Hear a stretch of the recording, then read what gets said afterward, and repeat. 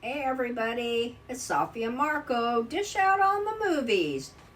Today we are reviewing another Slappyworld book, and we're almost getting down to the end.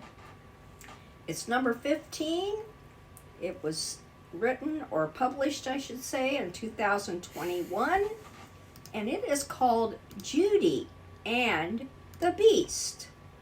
And it's not what I thought it would be. You ready for it, Safi? Because I was thinking about Beauty and the Beast. You ready? Nothing like it. You ready? Yes, Marco. No, are you ready for the joke? No. Judy, Judy, Judy, Judy, Judy. Okay. Oh, boy. Andy Griffith Show. You have to do that whenever you hear Judy. You have to do that goober quote from the Andy Griffith Show. And nobody ever did it in this book. No. I don't know what this book... I have no idea who wrote it. It says R.L. Stine wrote it, but it really does not. Except for maybe a few things thrown in at the end. It feels like maybe he wrote, like, the outline, or, like, maybe he had, like, the bare ideas, but someone else wrote it, you know? Yeah. That's what it's like. Because... it feels like it was supposed to be another book. Yeah. Something else. It's not part of this. It does not feel like Goosebumps. It does not feel like R.L. Stine at all. There's only a couple of things that feel like it's Goosebumps, but even they don't really feel right. For instance, there's a part where a painting of the cabin or house or whatever, it gets a red X painted on it. And I was like, I wonder where I've seen that before. Oh yeah, Night of the Living Dummy 2, where Slappy paints red paint on the painted picture, like it's literally the same fucking thing. Like, you know, that was like something that it's in a Goosebumps book, but everything else I was like, I don't know what this is at all. It was very... The writing was even... It was very well done. Yeah. Sometimes in these other books, it's a little bit more shortened and stilted. And like it's written for a real young person. This is more like a kind of a drawn-out story, even though that wasn't exactly a good thing because it was kind of boring. I thought it was. It just made it a little bit too long. But still, it just didn't seem like his writing at all.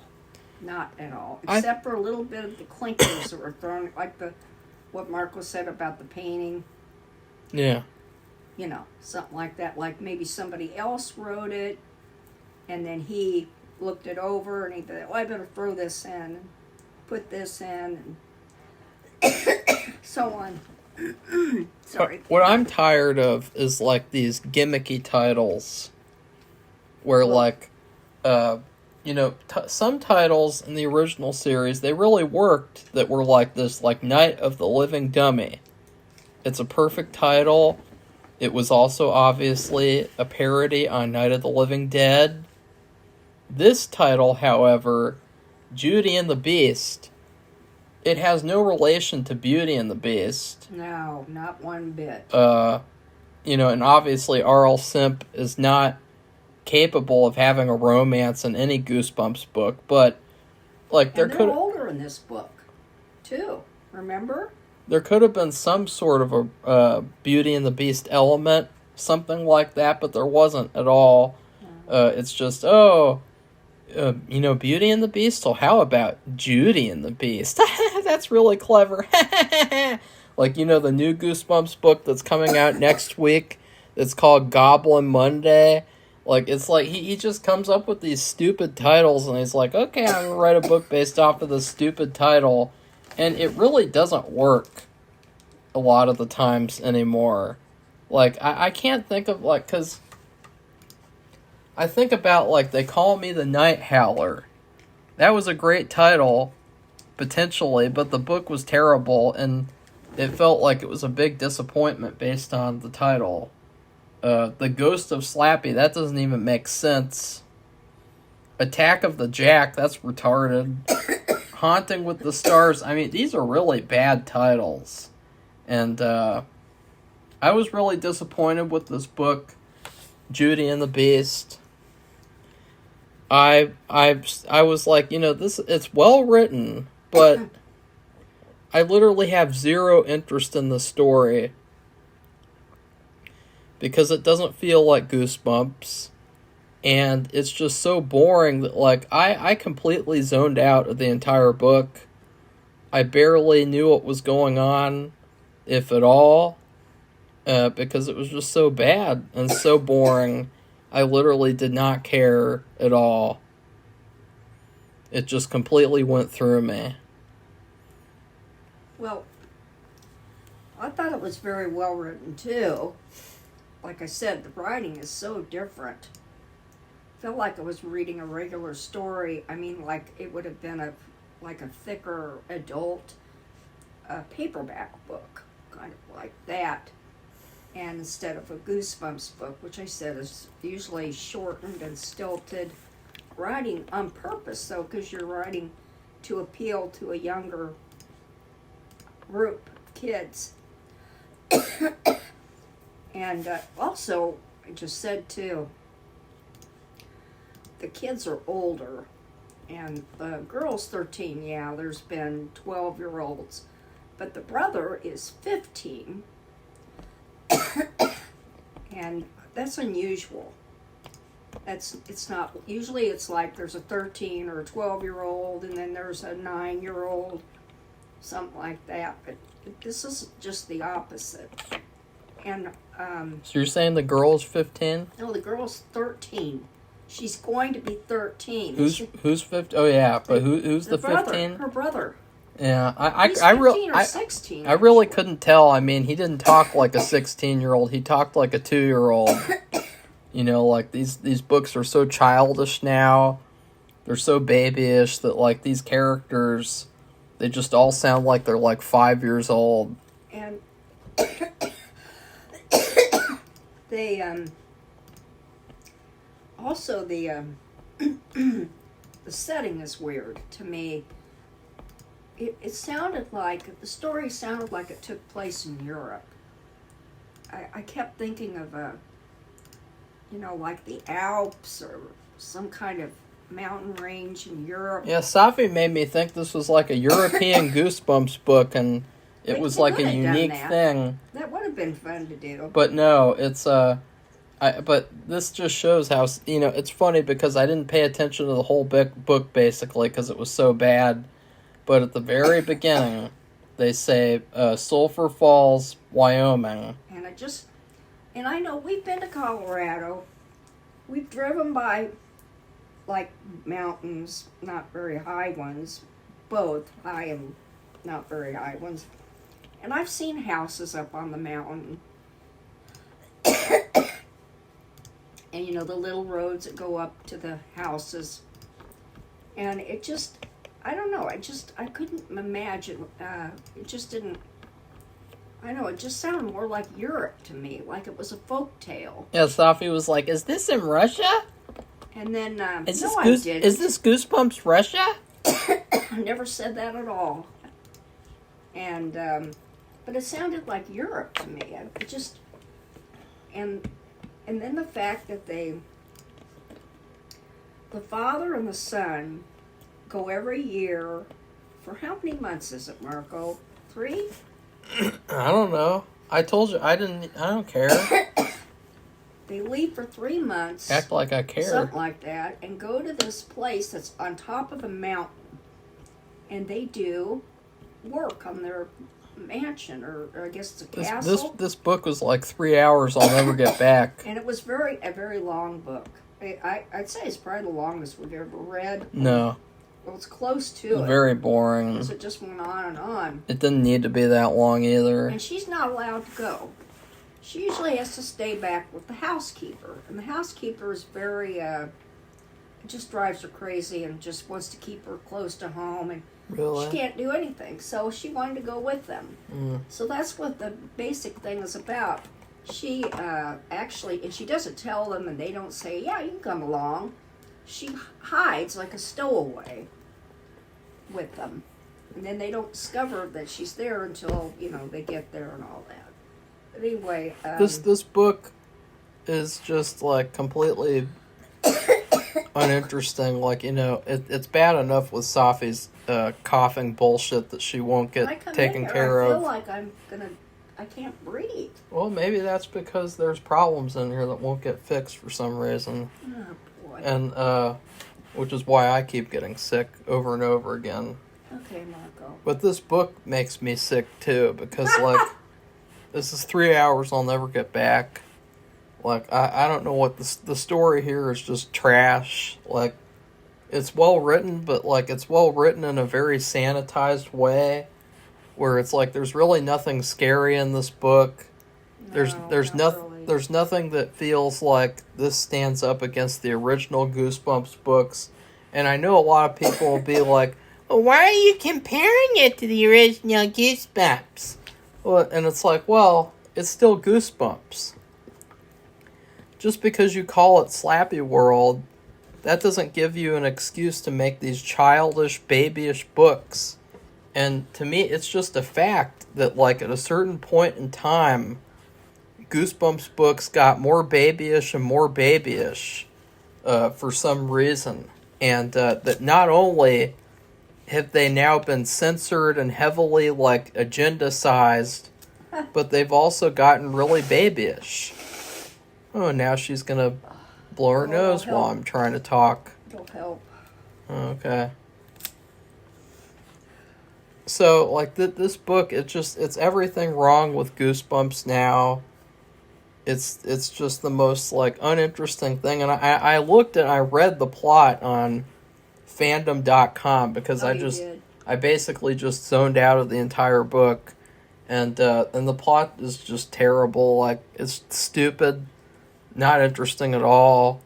It's kind of like with It's Alive, but at least with It's Alive, I actually, like, paid attention to the whole thing, actually. Whereas this, this is a lot like that pirate book. With the pirate book, I also zoned out for the whole book. Are you talking about that Attack of the Jack? Yeah. Like, this is like that, where I just was completely, like, don't care at all. And I know that, like, a lot of people, will say, like, well, that's unfair because you weren't really paying attention. And it's like, well, if it was good, I would have been paying attention. Because I have all the books listed here, and I paid attention to, like, every single book for the whole way through, except for, like, 2 or 3 of them. So, like, that just shows how bad this book really is.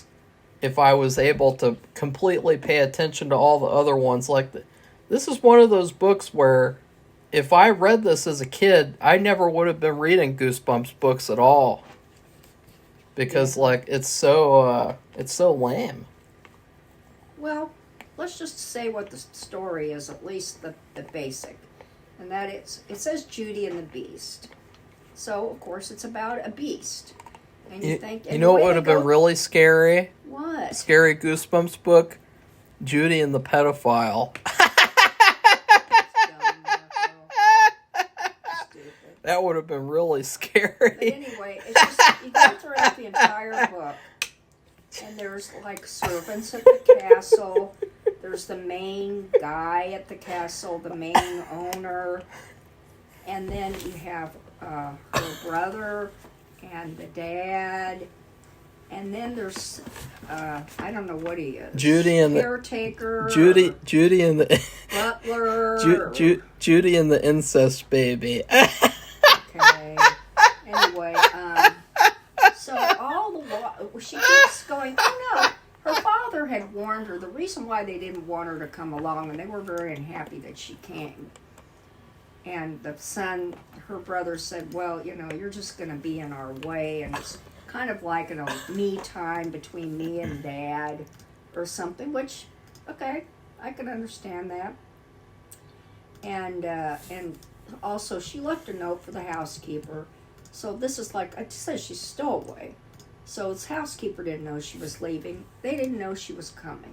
So anyway, but the thing is, her father said, there's a beast around the castle or something. I don't know. He said something about a beast. So she's looking for a beast around every corner, practically. She'd be outside, she'd hear some noise. She'd be inside, she'd see somebody in black and doing weird things. She'd stand outside a door and she'd hear noises of a beast. I mean, everywhere, all throughout the book. There's a beast here, there's a beast there. He's a beast. She's a beast. Because there is a woman there, but I don't think she ever believed that the woman was a beast. And then there's two boys that show up at different times. Maybe that's a beast. Or that guy's a beast. And it was just like, that's what was really it was kind of annoying. Well, that's kind of like all that they can do. Because, like, you can't do anything really scary or dark or horrifying like in, Welcome to Dead House or, good books like that. You gotta just, the only thing you can do is like, oh, I wonder who the beast is. Maybe it's that person. Maybe it's that person. And it's that's like, what it was like. The whole book I really don't care. was like that. Until you get near the end. And I won't say anything about it until Marco says I can. But anyway, it's just... I don't care. It's annoying, frankly. And she's wrong.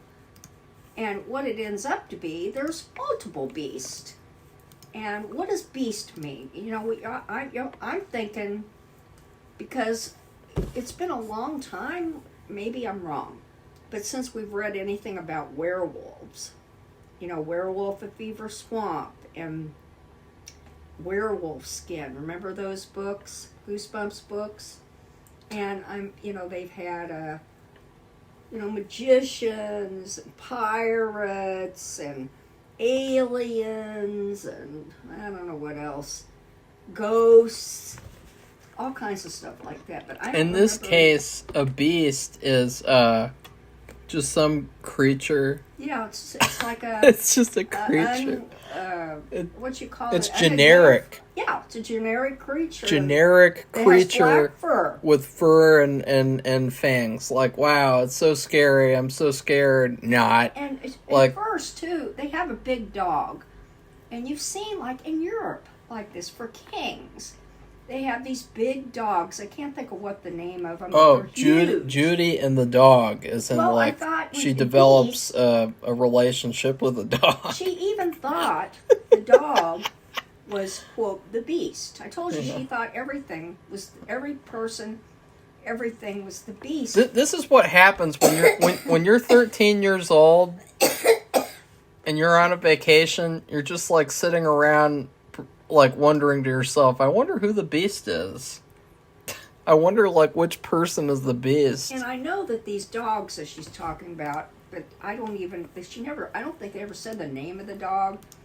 But I can't think of the kind of dog it is, because I don't think a lot of people have them. I mean, they're just gigantic. They look like horses. They're huge, and they weigh a lot. Oh, I think it's bull mastiff. Maybe that's it. But anyway, they're big. So, I mean, if you're not used to being around a dog like that, and it's galloping around, and let's say it gets mad, and it snarls and growls, yeah, you might think that's a beast. And maybe that's what they're calling a beast. And then her brother was saying, oh, Dad was just telling you that because he didn't want you to come. And, they just went back and forth, why did you have to come? And then she gets to the point, she's scared. There's just too many beasts around every corner, or she thinks, every time you turn around, there's a person who could be a beast. And she just gets so scared, she wants to go home. And then she gets really freaked out, and her father's working on the roof.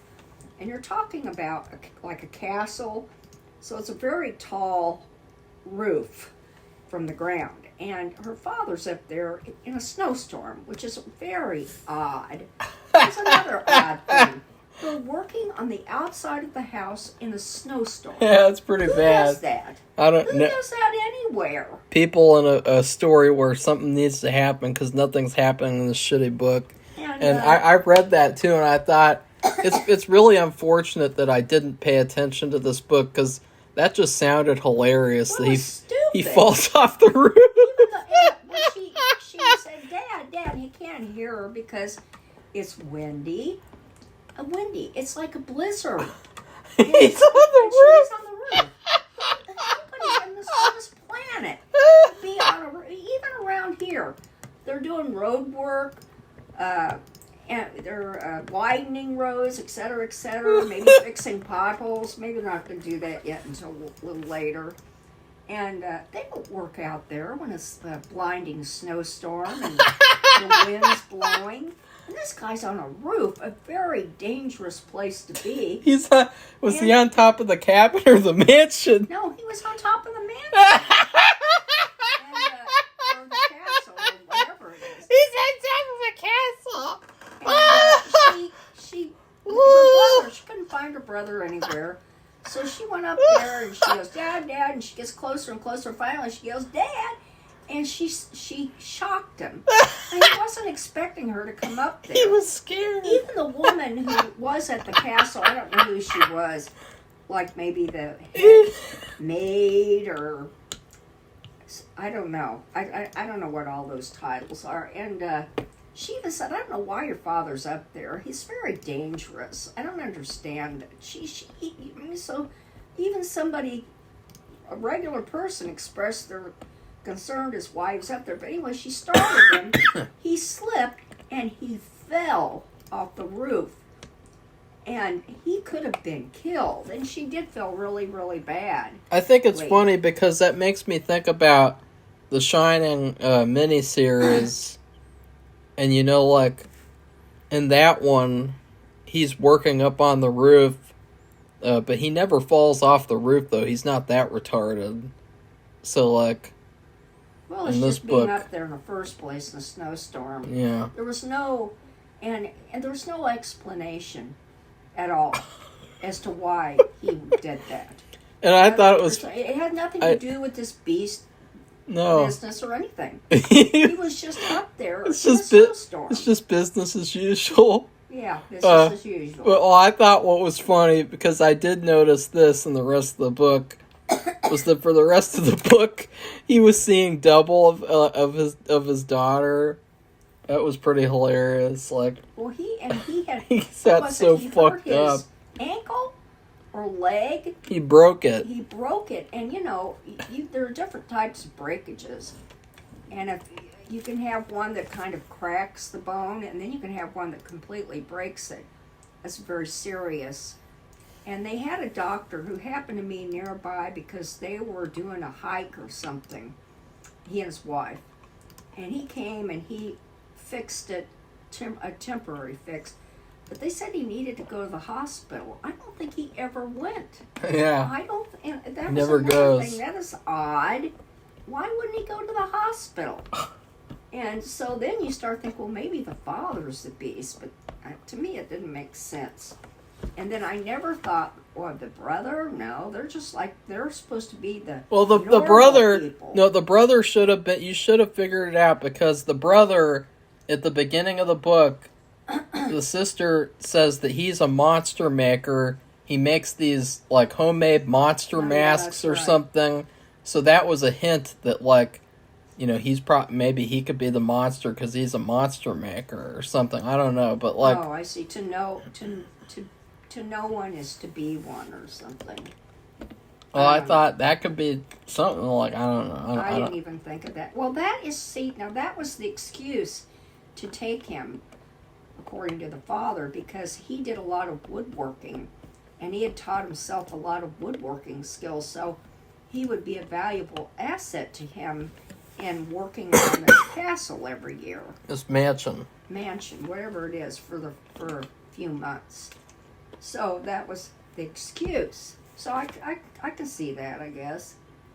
And then, of course, for the boy, it was like, well, or guy, whatever, it's why my alone time with my father where we're not around you, because there's no mother, she's dead or something, and it's just a housekeeper, the father, and the two kids.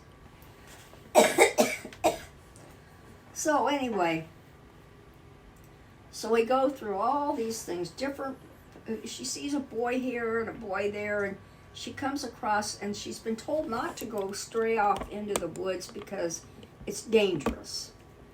dangerous. Why? I don't know. I guess there might be a beast there. But of course she goes anyway. Because that's another thing. They do this in every single book. Yeah. The kid or kids will do just the opposite of what they're told. And see, I think it's funny because, like, Safi, you always complain about these horror movies where the characters, quote unquote, do something stupid, like in Jeepers Creepers, where they go back to the church and they go to investigate the bodies that guy was dumping. Yeah. But that was a good thing. And in these books, like, you don't really complain as much about that. Like, it seems like you're more okay with these children doing that. And I think this girl just did it over and over, though, too. She didn't just do it once. I think it's a sign of poor writing that, like, in every single book, the only way for a story to happen is by the child doing something they're not supposed to do. Because, that's what it's been like. I think, like, in a lot of the real Goosebumps books, like Welcome to Dead House, the kids aren't doing stuff they're not supposed to in that book. And in the original Goosebumps books. But in all the new ones, it's basically the only way anything can happen. But she did it like 20 or 30 times. Yeah. I mean, it just went on and on and on and on. She would go around in the house in places she wasn't supposed to be because she'd hear a noise. She had investigated a noise. Then she'd hear a noise downstairs. And she thought, oh, that's the dog. That's when she thought the dog was the beast. Well, the dog was asleep in the kitchen floor. And then a member of the staff came in with his burst open in the kitchen, and so, it might be him. Anyway, she takes walks, and they even told the owner, the father and the brother, that she likes to explore. And I put that into quotes, because that means going in any place and every place, even when she's told not to. So she finds this little house, and she sees a guy in the house, or she goes there, there's nobody. This is the point where it should have been a pedophile there, because it's like, usually in real life, when a child goes off by themselves this many times, they're bound to run into a pedophile, or go missing or something. Do that. Why not? Like, no. It's realistic. It could have been scary, at least for her to run into one, and then her father has to come help her. And he couldn't help anybody. He had a broken leg at this point. And he's seeing double pedophiles. And he also has a concussion. Yeah. The doctor even said that. He said he probably has a concussion.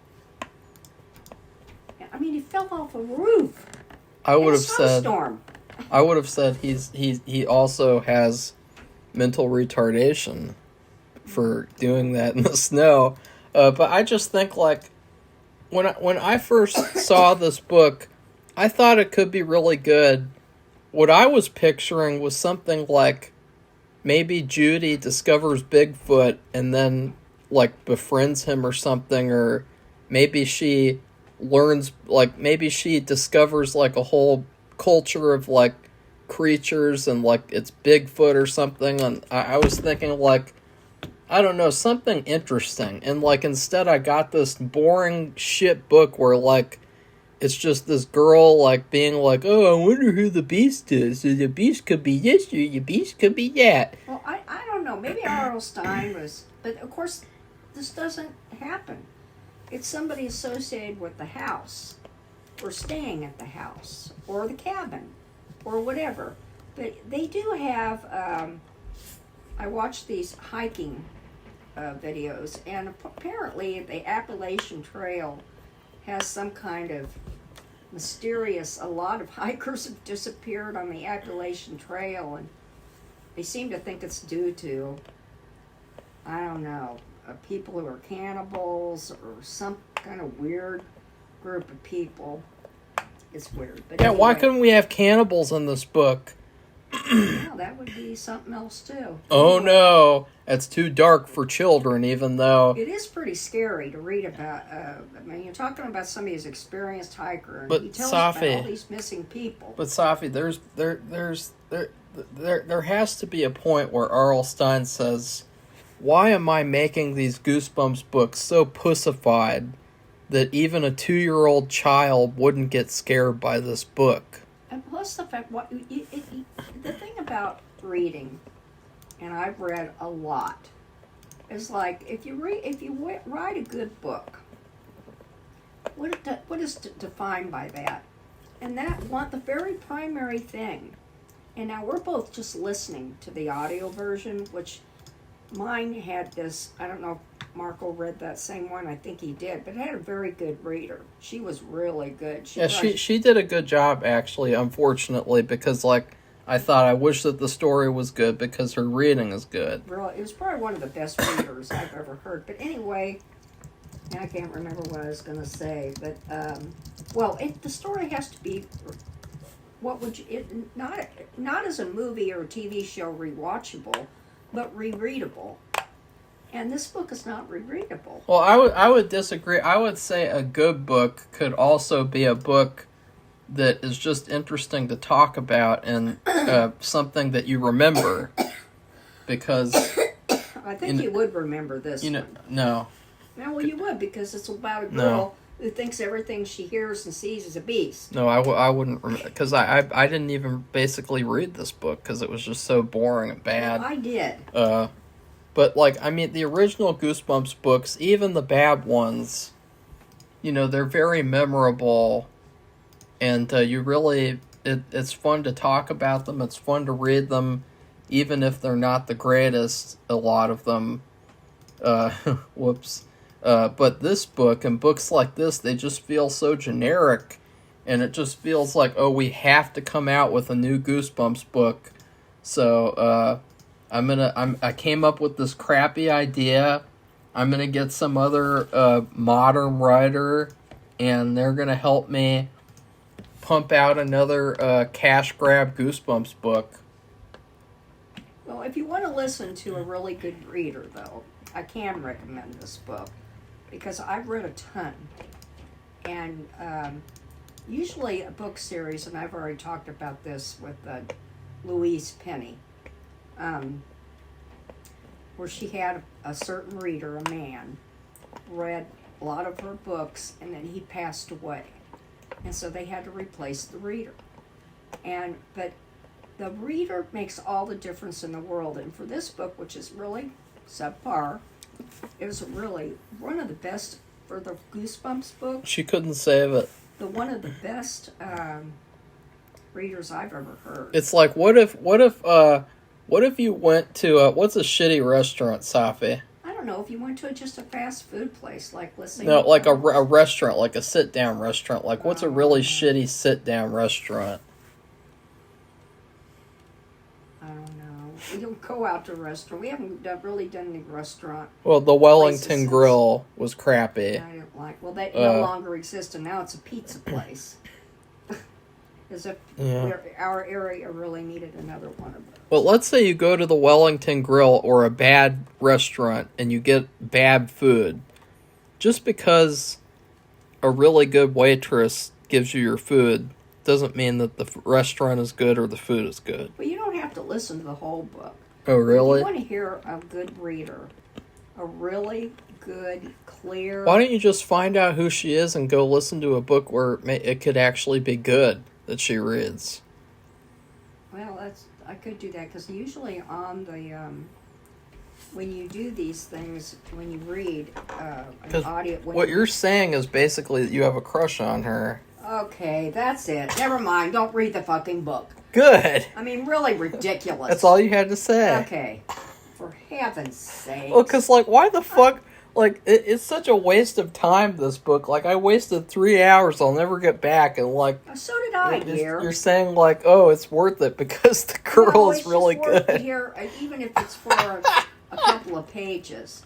Because, I've read hundreds of books. Listened to hundreds of books. And I thought, and even for these Goosebumps, I mean, look, we've read 15 of them. And, or listened to 15. And usually they have some kid or some adult who sounds like a kid. He sounds like this. And like all the characters, they talk like this. And they go, no! Yeah. Or, ah! And she wasn't like that. That's how children talk. And then, of course, they have Joe Freya, who did, the intro and the exit and the couple little, what would you call it, breaks. And he plays Slappy. He's like, hey, everybody! It's Slappy here for no reason at all, other than to just make a gimmick for these books that Slappy is in it. That's what he does. But he didn't even say that much. He never does. That's so pointless for Slappy to be in these books. Well, he doesn't do shit. Less. When he's in it, or something that's really evil, he usually says a lot more, I think. I don't know. So anyway, let's just talk about the end, because we've been going on and on. It's the same old thing. But anyway, well, at the end, before we get to the end, I give it an F. I mean, it's just... F minus, sorry. Well, I'll just give it a D, just because they had a good reader, but the story's terrible. And the end is a total contradiction. And it really pisses me off. Because, I mean, it is so obvious it's not even funny. And the thing is, her brother is the Beast. But so are those two boys. Because the guy who owns the mansion, he really is a professor who does research on this type of thing, whatever it's called. Beastism, I don't know. And the reason why her father and brother came up there is not so they could do work on the mansion. That was just part of it. Is that the boy was getting treated. And the treatment, I guess, lasts 3 months or something, 2 to 3 months, and it makes them better or normal, quote normal, for the rest of the year. So she never would notice it. Nobody would, that he was this beast. And then this one guy who's, I don't know what he was. He was some kind of servant, assistant, butler, whatever. He was a beast too. Maybe he was a pedophile. But the professor only gave him, or deprived him, did something about his diet to where the guy had it under control for the most part. And so he didn't have to worry about him. So the problem is, the father and the brother have been kicked out. First I didn't get this at all. They had him locked up. And she let him out. And then they left. And she was made to stay. And she's like, what the hell? I want to go home. And they said, well, aren't you turning 13 soon? And she said, yeah. And he says, well, then you might be a beast too. We have to watch you. This is absolutely contradictory to the whole story, because she was a stowaway. Yeah, she wasn't supposed to be there. So she wasn't supposed to be there. Yeah, so what were they going to do? She was going to turn into a beast at home? Yeah. That's basically. I don't get it. And it's so bad that at the end of the book, she's already becoming a beast. Yeah, she looks at her arms and cries out. And horror. It's like, oh, well, why didn't they want her to come then? I know, that's pretty bad. Total, obvious, glaring contradiction. Now, maybe I'll give it an F. I just because, I'm not great. I shouldn't be grading the reader. Yeah. Just grade it. I've been through this though, where when they get a different reader, it impacts the story, the series, because usually publishing companies like for authors to do series because they make more money from that than having a single book here and there. So they appreciate when an author can write several books. So I have seen how the reader can impact the story when they change it. But the story ending, I mean, I just couldn't believe it. It was just a glaring, And then when you find out the brother has been the beast and all that stuff, that he comes up there with the father and to do this treatment, and they never tell what the treatment is. And that was another thing. They have one little cabin, and it's not a big house, it's a cabin. Like, with probably one room and maybe a bathroom and maybe a kitchen area or something, maybe. And so they have 2 boys there. They have the brother. That's 3 people. And then they have her now. Of course, the brother's leaving, I guess. That's 4 people for one cabin. I mean, what's the cabin for? How many? I mean, I thought the cabin seemed like it was made for one person. But they have 4 people because the guy said that those 2 boys she ran into, they're both in treatment too. So, I mean, just that too. That problem with the story. But this contradiction in the end, it just blows my mind. So they wouldn't let her go, and she's turning into a beast. Well, I don't know which is worse, like the last book's ending or this book's ending.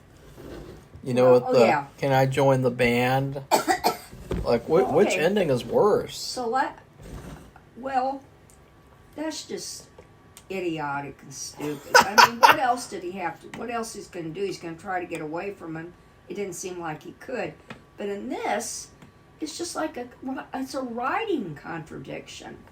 I mean, it's an obvious, glaring, big story and contradiction. I think it's strange, too, because R.L. Stine's wife is his editor. Well, that's what I'm wondering if she wrote the book. It's pretty bad that, like, she didn't even notice that glaring error. Like, that would have been he should have noticed it. That should have been the number 1 error, though. Like, if you wrote this book, that'd be the number 1 thing you'd fix. And instead it's like, oh, well, nobody's going to notice that except for... put this one in last place. Except for Safi and Marco dish out on movies. The only movie reviews show on YouTube reviews are the food. Well, whatever. I just don't get that. And I was thinking, too, that maybe she had written the book. I don't know. And then she gave it to him. He gave her the idea. Or maybe it was her idea. I don't know whose idea it was. But then, she's done with it. And then he goes through it and he has to make it R.L. Stine-fied. Goosebumps-fied. Slappyfied, whatever. And then the thing at the end, I don't know if they screwed up. Surely they look at the final copy before they submit it to the publisher. And at the publisher, they have... he's been writing for so long. He's written so many books. And we forgot to mention, too, that the way that they defeat the beast and make him turn back into a human is that they all whistle. Oh, yeah. Like, that's really, really queer. That was another thing. It's so really convenient. Like, me. If you could just whistle and a beast would turn to human, why do you even need to treat them? Like, it would just be so easy to, like, turn them back. Well, I'll just say this. Lame. That was another thing. I can't even believe I didn't write that down. That's a major thing. I read it on the fandom site. Well, she, at the very beginning, see, this is talked about at the beginning.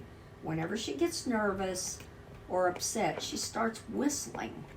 And so, if somebody's after you and they could kill you and they have teeth and claws or something...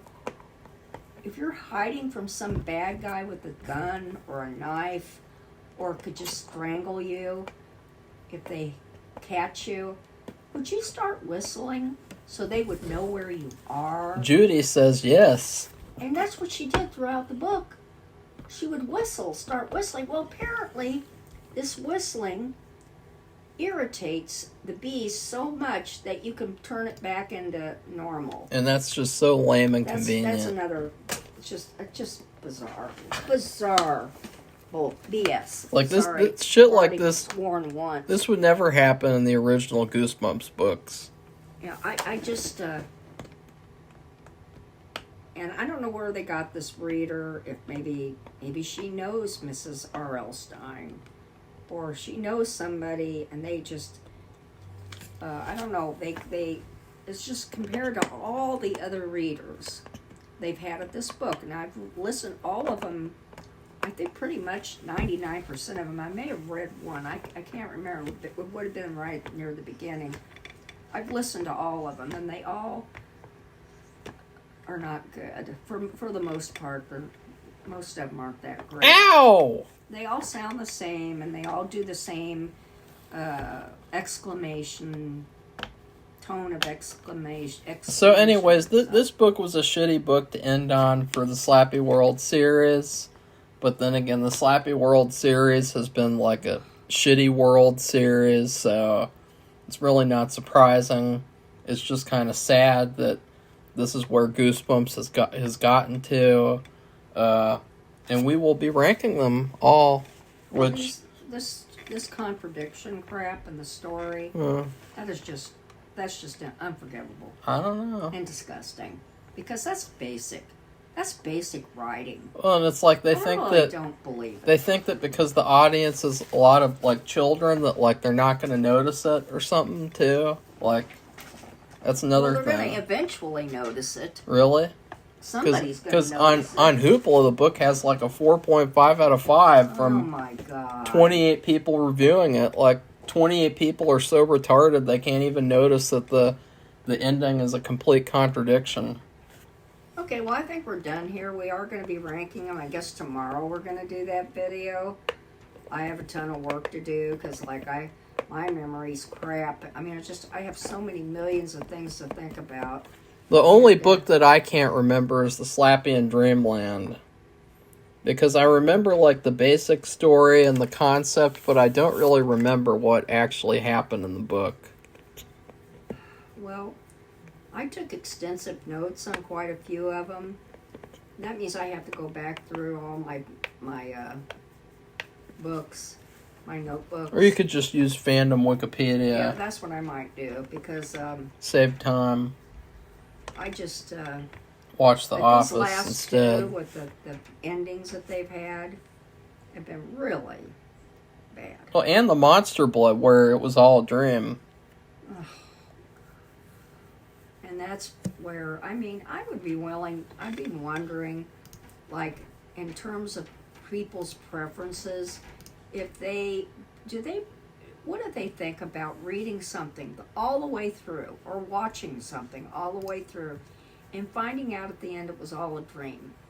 Do they like that kind of writing, or that kind of storytelling, or not? And I'd like to see how many liked it versus how many didn't. It works in very rare instances because you can be left wondering, well, what was the point of this then? Well, that's what... And that's the problem. That's the problem. That's the problem. So anyway, if you like this video, give it a thumbs up and become one of our subscribers. We appreciate your commentary and your sharing about what you've read, if you read this one. And let us know what you think about the things that we've talked about, and if you have anything else to add. So goodbye, everybody. Bye.